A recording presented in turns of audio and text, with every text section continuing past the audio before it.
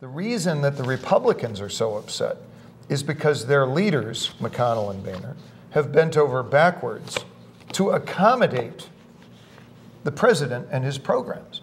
That's why there is this discontent, and that's why a pox on all of their houses, and you see Trump, Fiorina, and Dr. Ben Carson leading. You're watching Public Affairs. Berkowitz is my name, and politics is our game, and we will be doing lots of politics and public policy because we have Chris Robling here, who's going to be Speaker of the House in a month. You'll know the answer. Jason Chaffetz, just like that. No doubt, right? For sure. Because Kevin McCarthy just sort of misspoke? Is that the deal? Or are there other problems that this will now provide an excuse for the Republicans to put a guy who's more in tune with both aspects of the Republican House caucus, the moderates and the conservatives? I think the Republicans in the United States House of Representatives need to follow the idea of Peter Roskam, our congressman from DuPage County, and take a moment to reflect on how they got to this place. Congressman Roskam, who is a senior guy in the caucus now, and senior, Peter Roskam, that guy you and I know, he's like 19 years old or something. He's now a senior guy. I'm telling you, he has moved up, and Peter had a very thoughtful response to this announcement from Boehner, and that is, we as a conference may be ungovernable. We may be ungovernable, and that's an issue. That's an issue for the caucus. That's an issue for everybody in the country, Democrat and Republican, because you know why? If the Republicans in the House are ungovernable, then within a year or two, within a cycle or two, they will lose control of the United States House of Representatives. There's no question in my mind. They have to come together as a group of people and get an agreement on what they're going to push in the House. And I think, honestly, I think that Kevin McCarthy, who I've met and had breakfast with and all that stuff, nice guy, good guy, not a bad guy, okay? Not a particularly eloquent guy, not a very good person to go out and carry the message. And that's nothing personal. That's what we've seen in how he dealt with this Benghazi inquiry question, which for... You mean he misspeaks from time to time? Is that what you're saying? For 4 years, people have been saying the inquiry into Benghazi is not political. It is about how the government functioned at that time. Yeah. And that is exactly what Trey Gowdy has been saying. And what, I believe that that's what exactly, what it's been about. What exactly did Kevin McCarthy say? Kevin McCarthy was asked about... I know what he was asked. What did he say that was so sinful? He said, we have used the Benghazi He did not. probe. He did not. I'm going to be a lawyer. No, you can't because... He said, we've used the Benghazi probe to bring down Hillary's numbers, and that succeeded. That's essentially what he said. He implied, he said, he was, what have we done? And he said, she came in, good luck. Everybody Good luck thought, with that interpretation. It's How true. it's being understood is, it is true we that used the Benghazi inquiry to bring down Hillary's numbers, and that has succeeded. My advice to Kevin McCarthy, if he's out there, come clean. Just come out and say, you know, I did misspeak. I didn't say anything wrong, because what Kevin said is, look, they were asking about what have you done and have you shown you can handle things? And he said, yeah, we brought out, by bringing out the truth in the hearings in Benghazi related to Hillary Clinton, which is all we were trying to do, we showed that, you know, she was not Teflon. Her ratings went way down. We weren't doing it to be political. We were doing it for good policy, and then, Kevin, you can quote none other. So all this time all this time that just has been spent, if that was spent by Kevin McCarthy, would be time not devoted. It's a day or two. It's a second. It's a 24-hour news cycle. You know that. If you screw up for a day and it's gone, do you really think that's a major reason why? Absolutely. It's emblematic of the entire problem with the Republicans in Congress. The short thing, you're saying Jason Chaffetz, Jason Chaffetz will be more able to govern the Republican House caucus and perhaps even the House in general, because that's the bigger point. If he can do that better than Kevin McCarthy, this other thing doesn't matter. If he can't, well, then you should stick with Kevin, because you want the guy, as you pointed out, who can govern the Republican caucus and the whole House of Representatives better. If you govern the majority, and this has been true for Democratic speakers and for Republican speakers. Got to handle the majority. You govern the majority, and then you lead the House. Okay.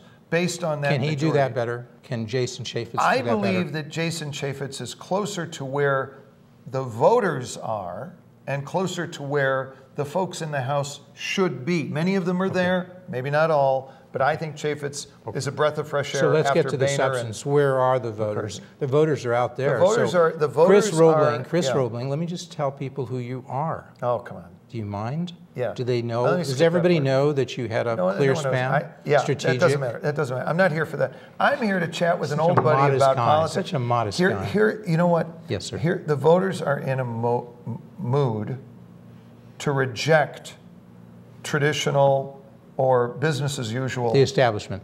Absolutely. And Jason Chaffetz is not the establishment. Well, I think he's a teeny part of it because he's a committee chairman, but no. But he's more junior than Kevin? But no, I'm talking now about the voters in Wisconsin, the voters across the country, the voters in Iowa who are saying no to all of the Republicans with experience in either a state house. You're talking Republican likely voters, likely Republican right. I mean, voters. the people You're not who are talking polled, Democrats now. You're talking Republicans. But the Democrats, I'll talk about the Democrats. The Democrats in New Hampshire who are going for Bernie Sanders and they're not going for Hillary Clinton. Okay, I understand. So I think where the voters. Jason, for some reason, is more with those folks than Kevin McCarthy. Oh, I no question in my mind. And why? What is it about Jason? The whole Tell program's me. not about Jason. I think that Chaffetz is more in tune with those. No, give me an example. Those themes. Oh, I think that he is deeply skeptical of all governmental structures. And I think that's exactly... We want a guy who's Speaker of the House.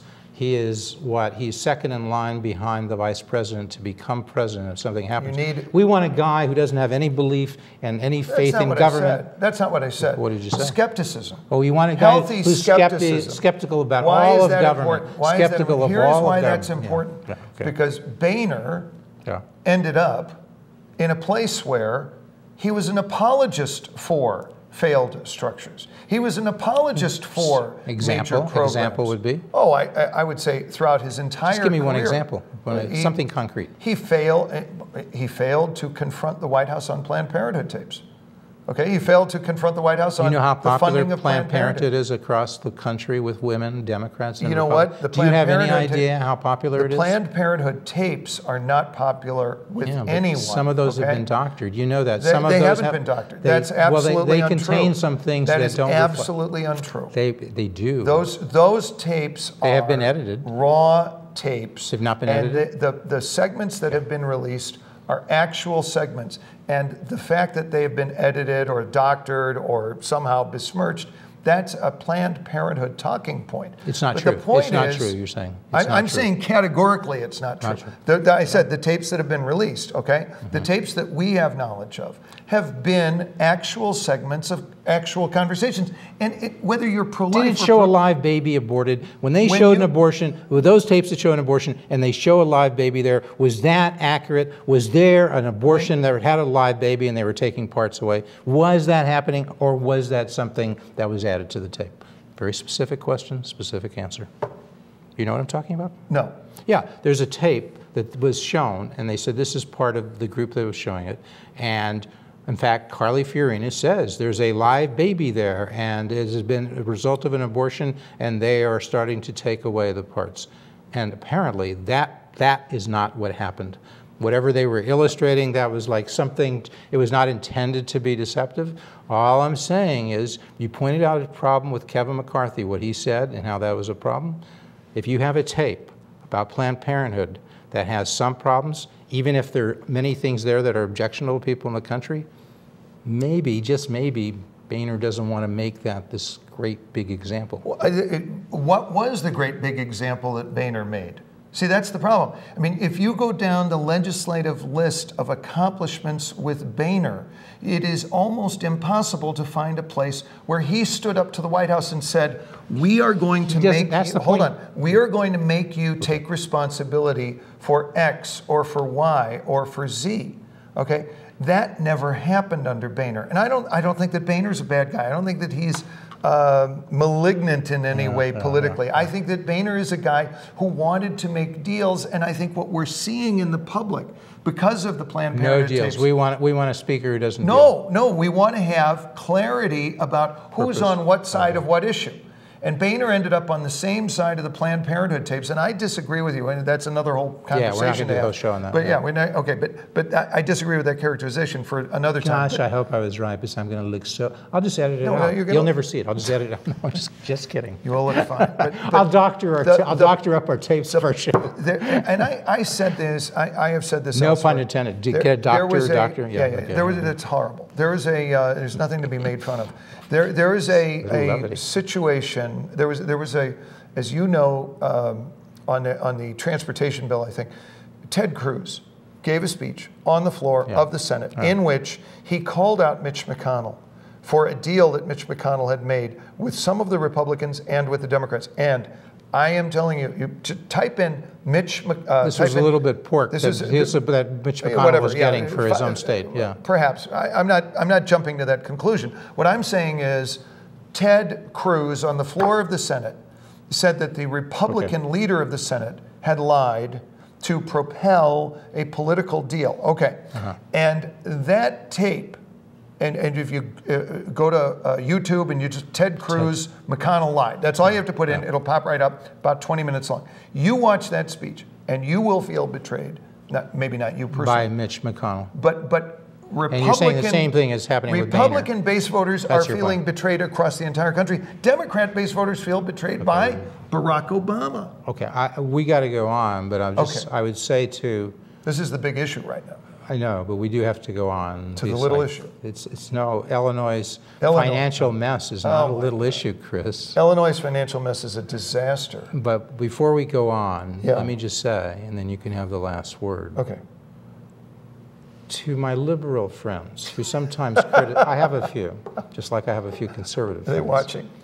They do. We are very balanced. We have underwriters here, as everybody would know, who are both Democrats and Republicans. Good. The only show who does that. The only show who has guests who are Democrats and Republicans. The only show where the host, when he has somebody from the left, challenges it from the right. When he has somebody from the right, challenges it from the left. This commercial has been brought to you by? By Chris Robling. Thank you. Okay. Head of ClearSpan Strategic Communications.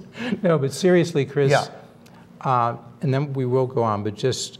So to my Democratic friends who are liberals and say Obama didn't do enough in his first 6 years as president, what I say to them is, do you folks have any understanding of what it means when the Republicans have control of the U.S. House and the U.S. Senate?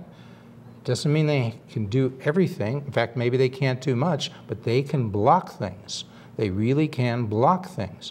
That's just the way it is. Even if he's president of the United States, so let me just finish. And so I said, he did get health care through in the first 2 years when he had control of the House and he had control of the Senate. He realized, I'm sure he might lose it by doing that. He did. He thought that was worthwhile. He got an agreement with Iran that he thinks it's good. Chris may think is not so good. I may think is not so good. But many Democrats think it's good. Not even a vote he got through. That's his legacy. There may be some other things.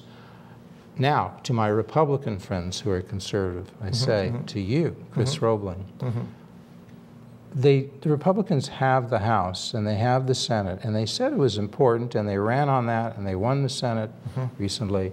But as you know, they don't have the presidency, and the president has, number one, in the Senate, it takes 60 votes to get things passed, not a majority. Number two, even if you get that, even if you win over moderate Democrats to get a majority, which is damn hard, the president can veto things. And it takes how many votes to override a veto in the Senate? 67. 67. Do you know how hard it is to get 67? Okay, so my question is, I'm here too today. Yeah, so you want to, so here's my point to you, is you just say, oh, the Republicans didn't do enough, they didn't stand up. Why? They couldn't. They should just stand up and flail at themselves. My point is they really can't get legislation through. If they want, if Republicans want to change things, elect a Republican president, keep the House and Senate Republican. Okay, so that's let me my react point to you. And then you get the last word. Well, the canonical Republican base reaction to what you just said is the following. We were told that if we got the House, our agenda would start to receive some respect in Washington. I say some respect, doesn't mean that the agenda would be enacted, but the agenda would receive a hearing, okay? Didn't happen. Then we were told, take the Senate, and our agenda will get some respect in Washington. So we got the Senate, nothing happened. Now we're being told, go for the White House, in addition to everything else. And the truth is, this is actually very much different, I think, from the sort of mainstream understanding of what's been going on. The reason that the Republicans are so upset is because their leaders, McConnell and Boehner, have bent over backwards to accommodate the president and his programs. That's why there is this discontent, and that's why a pox on all of their houses, and you see Trump, Fiorina, and Dr. Ben Carson leading. Who bent over to accommodate who? Say that one more time. The Republican leaders in the Senate and House, McConnell and Boehner. Yeah, did what? I mean, there is an absolute undercurrent of disgust in the Republican Party, especially movement conservatives. Because? Not necessarily crazy people wearing tinfoil hats, but folks who wanted to see an articulate opposition in the nature of, or on the order of, what George Mitchell, as Senate Majority Leader for the Democrats, provided during the single term of George H.W. Bush. So they wanted a more articulate statement of their positions to try to win the hearts and minds of people and sort of move the agenda forward in that sense, and win the presidency eventually, realizing acknowledging what I said, they couldn't Jeff, really get the legislation through. No. Now you see, you're now accepting. No, you're acknowledging that. I mean, no, I'm not acknowledging that. Oh, they could have gotten the legislation through? No, they could have overridden the veto? No, why are you jumping around? If you've got people committed to a program, and they're operating in the Senate or in the House, and they get to a bill, right? And there's opposition, or there's a White House that is saying we're going to veto that. You begin to negotiate. You begin to get to something, okay? And there's prudential judgment. What does that mean? That means that sometimes you negotiate, and sometimes you send a bill to the White House that it does want to veto. Why? Why? Because that way you make your point, we support that bill, and the White House gets to make its point, we oppose that bill, we are going to veto that bill. You get votes on the record if they're going to override it. So what you then have, and you have a record. The entire legislative process is one of continuous give and take, and it seems that our leaders, the Republican leaders, Boehner and McConnell, have just been giving, and never receiving anything in return. So Trump. Fiorina. Carson. And so this is, maybe we're not going to do Illinois issues. That's okay. Just remember, I'll tell you anything about Illinois just because my guest has become the host, and I am so okay with that, because really this is a job, I don't get paid for it, and it's really a headache. I am so glad. Would you do this show? We should double Could you your host salary. this show every week? I'm out of here. Could you come back just, and no? please. Because the reason why I want to point out, I know something you don't know. Go ahead. That today, You what's know today's a lot date? that I What don't is know. today's date? Do you know today's date? October 6th. That's it. Toughest question. October 6th, today's 20. the 6th. See, you don't realize that. It's your birthday. See, Chris walks in. I'm going to tell you some behind the scenes stuff. So we were going to do Illinois issues, and I did something I don't usually do because I pride myself in spontaneity. I'm coming clean with all my viewers today. So I sent him the topics. I sent him my ideas. I said, here's what I think. I thought it would be good because people say, you know, he can do a better job if he knows where we're going. And so he's not running for office. I wouldn't do it if he was a politician. Thank you. But he's here as a pundit. I'm a just pundit. a friend of the program. So I did that. And so we're taping this on October 6th, but Chris doesn't know that I know. This probably won't air even in the Chicago metro suburbs for 2 weeks. And the city, for various reasons, it might be a month. Usually it's 10 days, but CAN TV is moving. And when a studio moves in this world, you know, it means they're not ingesting our new shows. So maybe it'll be a month before people see it. So I'm just saying Chris has chosen to, and I let him. It's my choice. That's okay. Thank you. So because he walks in here and he says, the hot issue is Kevin McCarthy and who's going to be Speaker. And I agree with you, Chris. This is the hot issue on October 6th. Whether it'll be hot on October 20th whether it be hot in November. We'll be closer to the vote, but I think the vote is the vote is 29th not the vote. or the 30th. He may be right. Yeah, but may sneak in under there. But I might be proven totally wrong. I mean, if the show ends up on CAN TV a week after the vote, this could all be overtaken by events. And the person to blame for that, for it being a complete disaster nobody wanted to watch. Thank you. I'm taking responsibility now for that. I'm just going to leave now. This has been such. Can we tape? No, I'm just kidding. No, it's a good show. You made your point. And I always say, okay, another little secret here, and we're going to get to Illinois issues. Illinois, yeah. Let's talk about that. But so Chris knew John Calloway. Oh, yeah. Icon at TTW. Very privileged to have known John. Chris used to work at WBEZ, right? WBEZ, Chicago Public Radio. I did. He was perhaps the only conservative in the last half century who actually, they would let darken their path, right? And when I left, that was it. That's it. After him, the deluge, like Napoleon. Okay. Right. So. That was Louis, but that's okay. Oh, whatever. Who knows? I know, French. I have a certain je ne sais quoi, but I don't know other things about France that I should know, or Spain, or wherever these folks were from. Napoleon came after Louis XIV. So anyway, one of the basics let's get serious. Okay, go ahead. So I was going to say is that what Calloway said, the late John Calloway, was truly great. And I said to him once, so I was starting this, and he was leaving his post at TTW, what's the secret to a good interview? You know what he said? He said, Jeff, start with a script. I got a script. And he said, because he knew people like Chris Robling, he says, and if the guest gets engaged, throw away the script. Toss it, just like that, because you know what? He got engaged, and I did what John Calloway told me to do. If I'm going to blame anyway, I'm not going to, it's hard to blame John because he's passed away. No, but seriously, about this whole thing, you're trying to, so your whole argument, and you raised Trump, and that's a good point, because once you go down a road, folks, in journalism, don't look back. Don't ever go back. You can't undo the past. So you can't go to Illinois issues. Let's just keep going, because you raise a good point. Sure. You know, you say these Republicans who want this, and they want this now, and they want, you know, a speaker that takes a position and articulates it and fights and makes a deal when he can. It's blah, blah, blah. And, you know, Boehner didn't do that, and Mitchell didn't do it. And they want what they want, and they want it now. My director reminds me, sometimes you shouldn't pound the table. It doesn't have. Sorry about that. Go ahead. Sorry, Dave. Go ahead. So they want what they want, and they want it now. And these folks, I was wondering who they were, and I know, and you said Trump, you said Carly Fiorina, Trump's been getting 20, Ben Carson, Trump's been getting 25 to 30%. You add those three and you're looking, in most states, you add those three and you're looking at more than 50%. In most states? In most states? No, in these primary states. The early states is all we have polling on, the early states. And so, but there's some national polling, but the thing here is, 50% of Iowa. Try to keep an eye on the President Huckabee. Okay. Did Huckabee win in Iowa? No, just a good point. Let me interrupt for this. I haven't interrupted much of this show. I'm really proud of myself. Who won the Republican primary in 2008 in Iowa? Rick Santorum. Wasn't that 2012? Oh, 2012. What'd you say? I said 2008. Listen to the question. Mike Huckabee. 2008. Mike Huckabee. So President Huckabee? Not so much. Who won in 2012? Rick Santorum. President Santorum. So my point to you let me just finish, and then you'll speak.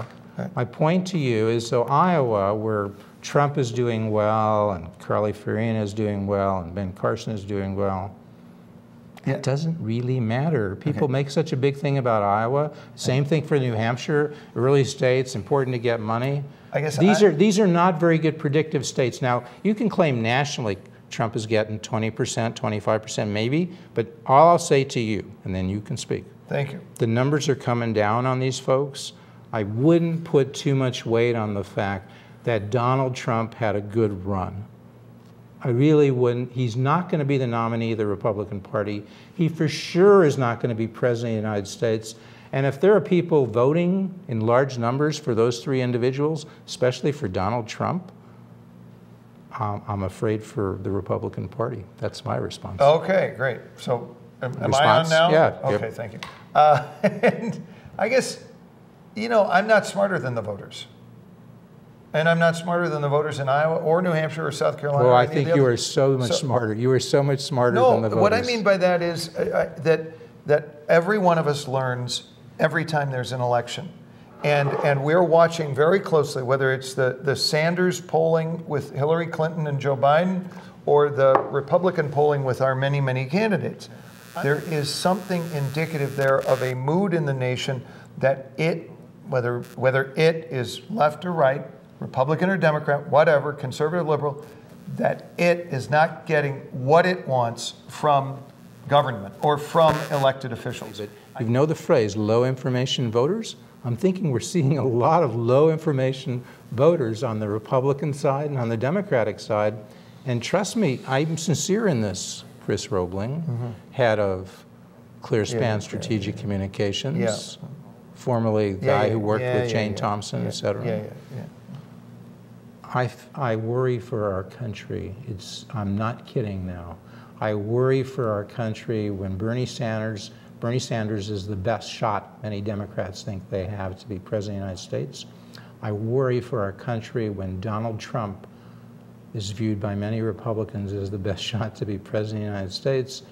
And sadly, I worry for Chris Robling, who I would have thought would agree with me. You're a smart guy. You went to Georgetown, you went to Northwestern, okay, 2 out of 3 years for law school, but still, you're 2/3 of the way to being a smart lawyer. Just kidding. You are a smart guy. You are a smart guy, seriously. And he's a good guy because he comes and puts up with me. And very few people, us, our regular viewers, would know, other than Barack Obama. Barack Obama came out 6 times. You came out 6 times. You could be president of the United States. No, go ahead. I'm not going to be president. But you see what I mean? I worry for you. You should be worried about Bernie and Donald Trump doing so well. So instead you're smarter than the voters. You know, I don't mind saying that. Okay. I'm not smarter than any pretty woman out there. No, I'm just kidding. But I'm smarter than the voters, you know? Don't you think you're smarter than many voters? I don't know. I learn from the voters every time there's an election. Are you comfortable with Donald Trump being the nominee for the Republican Party for President of the United States? Would you be comfortable with that? Well, I'm not yet, but I don't have to face that for another 10 months. You're not yet. You're saying you could be. I don't know. I mean, look, what do I know? I had lunch with him once. Did he sound like you've watched him? Yeah. I asked 5 questions at a press conference to him at the City Club of Chicago. Right. Every subsequent question. There. I was right across the table from him. Okay. So he spoke about immigration. I asked him foreign policy. I asked him domestic. He couldn't answer any of them. He said, I will address that later. And what he said to people, you know what? I will know this stuff in a year when I become president. There you go. This is like, what is it? It's like a a bad movie. A guy is saying, I don't know this stuff now, but trust me, it'll be okay in a year. And you're okay with that? I don't know that. I am so worried about you, Chris. I'm happy for Trump. I'm happy for Fiorina, Carson. You're happy with Bernie Sanders? Rubio. Who else is out there? Cruz. I don't know. The only people who could be president, who could be the nominee of the Republican Party, Marco Rubio, Jeb Bush. Well, I hear a lot about Who am I missing? Who's the other? Kasich. Yeah, John Kasich. Those are the only 3 people who are qualified, who have the background, the experience, the ability to put together an organization. Okay. Any Republican who votes for anybody else is just like sending a message, which is okay. Well, do you think Marco Rubio or John Kasich or Jeb Bush is more or less likely than Donald Trump to give the country what it wants in terms of peace and prosperity? I tend to think Rubio, then Kasich. Bush is a very impressive guy, but he's certainly not taken off on this national So you would say, tour. But those 2 guys. Rubio I think, is a very solid guy. Kasich has tremendous qualifications to be president. Tremendous. And he's a very serious person. He's done a lot of great things in Ohio. He's helped all the families of Ohio. Are they more Ohio. likely to give the country, in your humble view, peace and prosperity than Donald Trump? Yeah. Yeah. And let me just ask then, would you say that either Joe Biden or Hillary Clinton is more likely, if you're looking at it from the Democratic perspective, to give the country peace and prosperity than Bernie Sanders? Biden. No question. Hillary, you're not sure. You think Bernie might be the better bet to give this country? No. Biden might be the better bet to give peace and prosperity. Better than Clinton Hillary. But Bernie. If it were between Hillary now and Bernie, would you? I'd go for Hillary. Okay. If it were those 2.